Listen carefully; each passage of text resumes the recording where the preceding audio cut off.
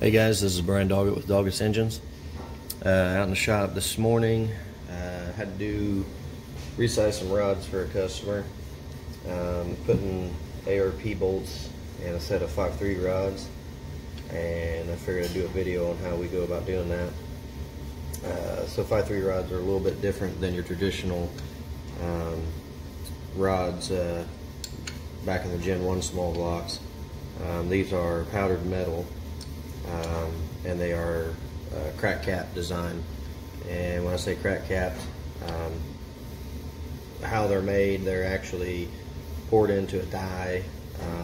So they're kind of liquefied, a bunch of special alloys poured into a die, and then they are pressurized with a 750-ton press. So it's kind of like a hybrid. It's kind of a casting, but yet it's kind of a forged rod. And when it's all said and done, they have the big end, the small end machine, and they machine for the bolts. And then when it goes down the assembly line, they actually score each side here, and they actually snap the cap off. And when they do that, it creates what they call, the crack cap, the irregularities in the cap. Take this cap off here and show you. The irregularities in the cap create a complete, basically an intimate interlock with one another. So when this cap is torqued, you don't even see the parting line, and this eliminates cap walk, greatly improves bearing life. A lot of your traditional H-beam, I-beam, full race rods, they are doweled, and so that eliminates cap walk. Cap walk's not good. It's very bad on bearing surfaces at high RPMs. Wipe out the bearings in a hurry. So yeah, these rods are good for safely. For longevity purposes, I wouldn't push it past 400. Some people say you can get 500 out of them, 500 horse. But for reliability and, like I said, longevity, if you're going to go above 400, I would step up to forged steel. And a lot of aftermarket companies, Eagle, Callies, Manly, there's so many companies out there that make rods and cranks and stuff like that are of better alloy, and they're just going to withstand the horsepower that you're going to make. And that's what the key issue is a lot of people want to make horsepower, and they don't build the bottom end to withstand it. You're basically the short block. There's very little in the short block that has to do with making power. In the short block, you're pretty much building the short block to withstand the power you are going to make.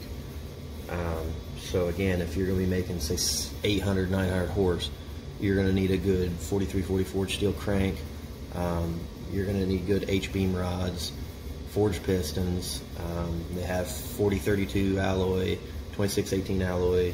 A lot of the high-end race will do 26-18. It's got a lower thermal expansion rate. And we can do another video discussing the short block and different parts, and how they work together and what the best combinations are. So if you like this video, leave some comments of some other videos you may want to see me address.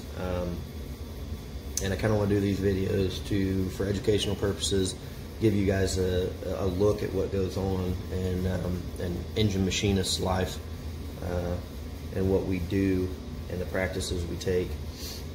We're very methodical at what we do. We take our time. There is no guessing in this world. You either know what you're doing or you don't, and you fuck shit up. So I'm not saying everybody's perfect, but we want to strive to be perfect. So If there's information out there that we can get our hands on and read, I'm all about reading, getting books, educating myself, and learning further. This industry is always changing. There's always something new going on, new technology coming out. So there's no excuse. There's always something more to learn. So nobody knows it all. If we can help each other out on this video and other videos with comments and constructive criticism, tips and tricks, please feel free to comment in the video, and we can help each other out that way. So I guess we'll go ahead and show you what. There's one rod missing. I got it over in the hone. I did one, and I'm thinking, well, this would be a good chance to do a video, so that's why there's one rod missing.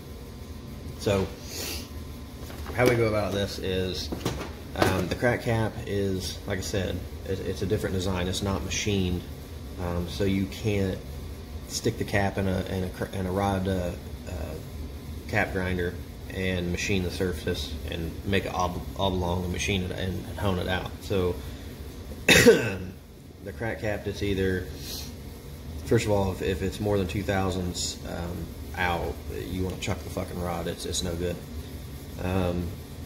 If it's discolored, bent, obviously, again, chuck it out. It's no good. High horsepower applications, especially these OE rods, have a tendency to bend. And kind of a way you can tell that when you're taking your block apart, you can check the piston to deck clearance, and if you have some that are way in the hole and some that aren't, the ones that are in the hole 9 times out of 10 are more likely rods are bent. So anyway, before we get off topic here, what we're going to do is install the ARP bolts. So we put the bolts in, we lubricate them, we torque them or stretch them. I usually always stretch my bolts. We'll get into that to a different video, so we don't take too much time up. But if you're going to do rod bolts, you need to get a stretch gauge and stretch your rod bolts. I mean, that's just a surefire way of knowing that you are getting the full tension of that bolt and the full clamping load of that bolt. My customer doesn't have a rod bolt stretch gauge, and a lot of you may not. They can be kind of salty, so we're going to torque these, and 9 times out of 10, you can torque them, break them loose, torque them, break them loose, torque them, and it'll get to close enough to that stretch. They're going to work, especially for what this is. It's an OE stock application. So so we're going to put the bolts in, lube them, torque them, and when we torque these, this will compress the cap enough, and it will, because the ARPs are they have higher tensile strength and more clamping load, so it's going to make this hole out around. It's going to make it kind of an egg shape, or oblong. After that, we'll go over to the hone, and we'll basically put it on the mic that I have set up. I have a dial bore gauge set up over there with the machine, and we will make sure they are in spec. And if you put the bolts in, you torque them, and you find that a lot of times they're like 1/1000 or 1.5 tight, so you can hone that out. If they're not, you would have to look in your book, your Molly book, and a lot of times they will sell OD, bigger OD rod bearings. So basically you would do the same thing. You would torque this down, hone it to the oversized OD rod bearings, and order those rod bearings for your application. And so that's another way of reconditioning these rods. You cannot machine the cap. For one, that would totally defeat the purpose of a crack cap design, which is very strong in my opinion. It's very good for mild performance street engines. And there's actually some aftermarket companies getting together with some others and creating really special alloys and making really strong rods, and I've heard lasting up to like 800 horse. So there is some of those options out there to look into. So I got this book out here, Air Connecting Rod Book, and you can buy these from Air themselves. I got this in an auction along with a shit ton of other books. I'm kind of a nerd with books. I'm all about reading and learning more. So I looked up what these rods are, and got my OD or my big end rod specification, and it looks like we are at housing bore is 2.225 4/10. So we set the gauge up on the rod hone for that, and we'll go ahead and install the bolts. All right, guys, we got a rod in the rough ice. One thing I want to point out, you can get this from Proform. You can order it on eBay. You stick it in your vise. You put your rod in here. It's made out of aluminum, so this aluminum, it's not going to nick up your rod and damage your rod. Powdered metal rods are kind of fragile. You don't want to nick them, drop them on the ground, do anything like that that's going to create any a place for a crack to start, or what we call stress riser. So any sharp edges, anything like that will create the potential for a crack to start. It's kind of like taking a phone book, and you take one page of a phone book and you can rip it really easy. Whereas you take a few pages of that phone book and fold it over, or say like your radius and a sharp edge, fold those pages over and try and rip it, it's harder. So it's the same premise there. So don't damage your rod, don't stick it in your jaws or your vise and hold on to it that way. Not only will you damage the rod, you could potentially twist the rod. I've seen people put the I-beam section of the rod in there and hold on to it that way and torque the rod, and you can just see the rod flex. That's a no-no. Alright guys, we got the ARP bolts we're going to put in here. First thing you want to do is lube up your bolt. ARP makes some assembly lubricant. You want to make sure you use their assembly lube on all their bolts. Their bolts were made according to their lubricant. So if you use 30 weight oil or any other lubricant and you go to fasten these rod bolts or torque these rod bolts, they're not going to have the same stretch as they would with ARP's lube. And that has to do with friction factors within the threads as they interlock the rod and underneath the head of the bolt.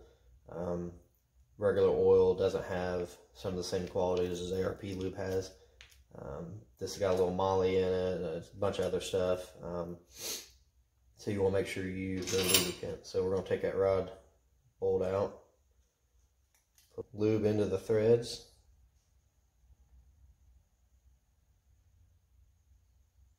all the way around.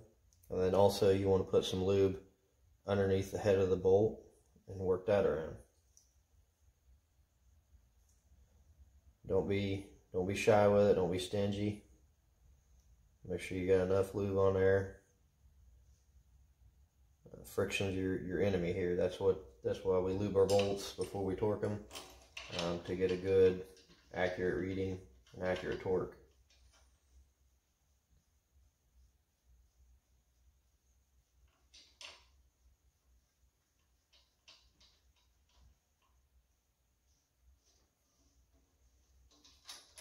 Take the other bolt out, do the same thing. Work it into the threads. It helps to have like a little paintbrush or something, like on the bottom of some of your adhesives.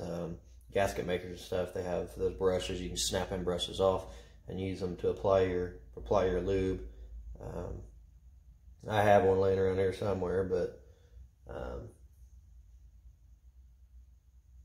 I just did not go get it. Trying to get this done before I'm about to leave and go somewhere, so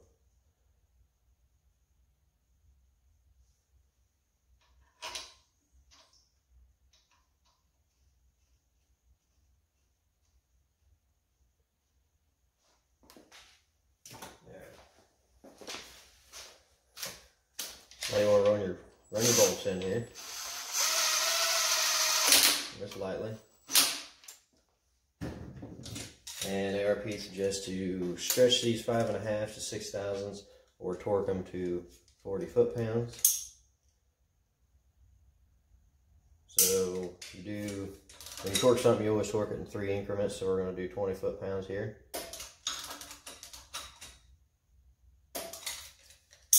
And then 30.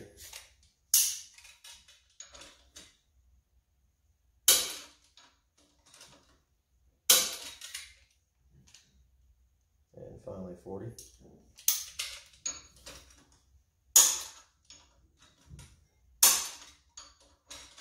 And go back and check.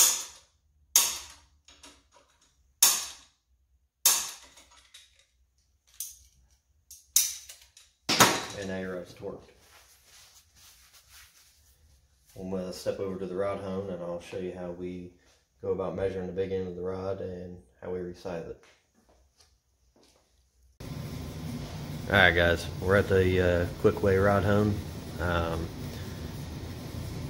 About to show you how to resize big end of the 5.3 rods.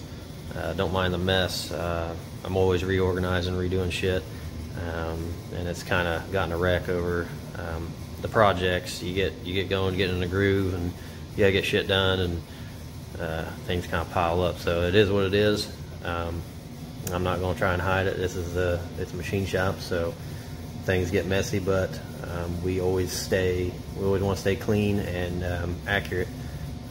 So being clean, especially around building engines and stuff, isn't a very important thing. A lot of people don't think so, but in my opinion it is. A piece of hair falling behind a bearing can throw your clearances off. So again, yeah, this is over here at the hone, so it's a little dirty. This is the gauge. We set it up with the micrometer. Micrometer setting up there. We set the micrometer to the specification in Era's connecting rod book. So the gauge, I went ahead and set the gauge to that. If you want to learn a little more about this hone and how it operates and how to set the gauge up, just leave a comment. We can do a separate video on that. So I'll set the camera down here. And so the gauge is zeroed out for the 5.3 specification. So we place that on there. Get in here and be able to show you. So when we roll that around 90 degrees from the parting line, it is about 0.5 thousandths tight. And we roll it through and it starts getting loose at the parting line, which that's normal. And then they hit the parting line and it starts coming back to the 90 degree point, and it gets tight again. So what we're going to do, we don't have much to hone out, about 0.5 thousandths. So adjust the camera down here and show you how we resize it. Start to shoot up. Want to have plenty of dedicated rod honing oil. You can get it from Sonnen, Goodson, a lot of places supply it. It keeps the rod cool, the particles flushed away from the stone, and the stone material flushed away. So back the camera up a little bit. And very important to overstroke your stone. You want a lot of people talking about working the stone. You can feel where the high spots are. And overstroking helps keep the stone straight. And we're not taking much, so we won't want to get real aggressive with it. Go back up, check your size, make sure you're not too far. Another thing is, you go to put it back on, flip the rod around. And this is just trying to keep things uniform.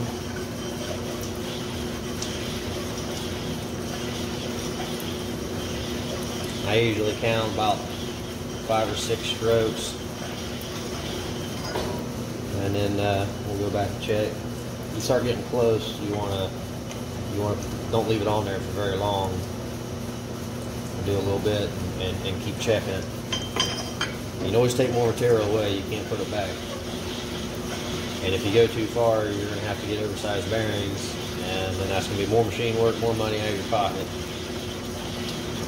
and we don't want to cost the customer any more money or ourselves.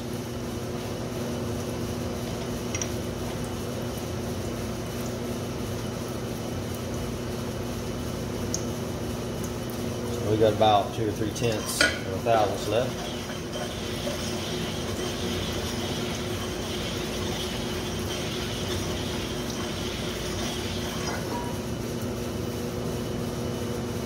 Get all the excess oil off before we put it on our gauge here.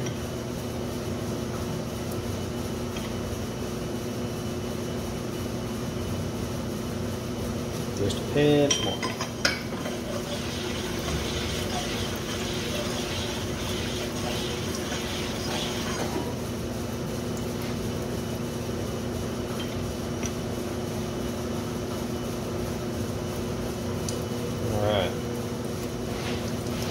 See if we can get to show you guys this here.